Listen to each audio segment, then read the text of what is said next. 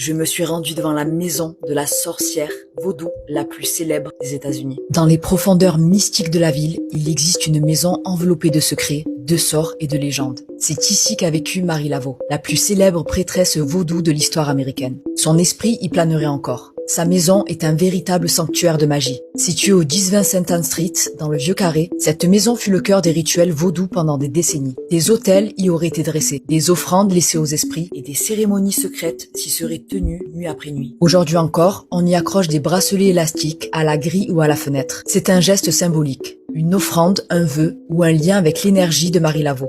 Chaque élastique, c'est comme une demande, un message pour l'au-delà.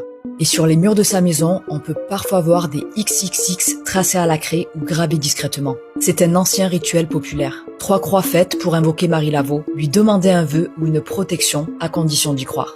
Et maintenant donc, nous allons parler des phénomènes paranormaux et des manifestations mystiques. Des visiteurs racontent avoir vu une silhouette féminine en blanc près de la maison. Des parfums d'encens flottent parfois sans qu'aucun feu ne brûle. Objets déplacés, chuchotements étranges, froid soudain, tout semble encore animé par une énergie sacrée. Beaucoup racontent avoir été bénis. D'autres prétendent avoir subi la colère d'un esprit ancien selon leur respect envers elle. Mais qui était vraiment Marie Laveau? Née libre en 1801, dans une Amérique esclavagiste, elle grandit entre catholicisme et tradition africaine.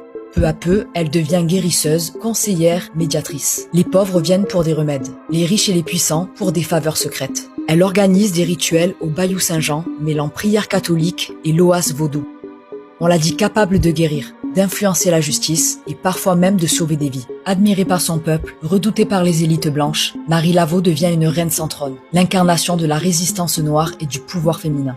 Le vaudou en Louisiane n'a rien d'un folklore. C'est une spiritualité ancrée, vivante, parfois clandestine, toujours politique. En le ritualisant, Marie Laveau en fait un contre-pouvoir. Elle y ajoute son propre rituel, le fouet sacré, les danses sur Congo Square, les cérémonies nocturnes au Bayou Saint-Jean.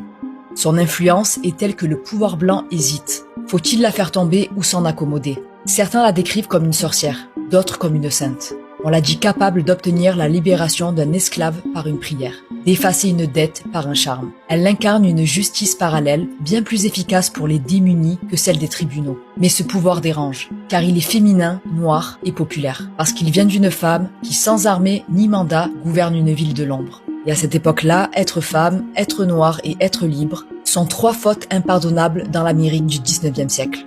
Et Marie Laveau les cumule. Les journaux à sensation l'appellent sorcière, ensorceleuse de la nuit, parfois même diablesse au sans visage. Les rituels qu'elle organise alimentent tous les fantasmes. Des corps en transe, des chants africains, des offrandes aux esprits. Et ce que les dominants ne comprennent pas, ils le diabolisent. Ce qu'ils ne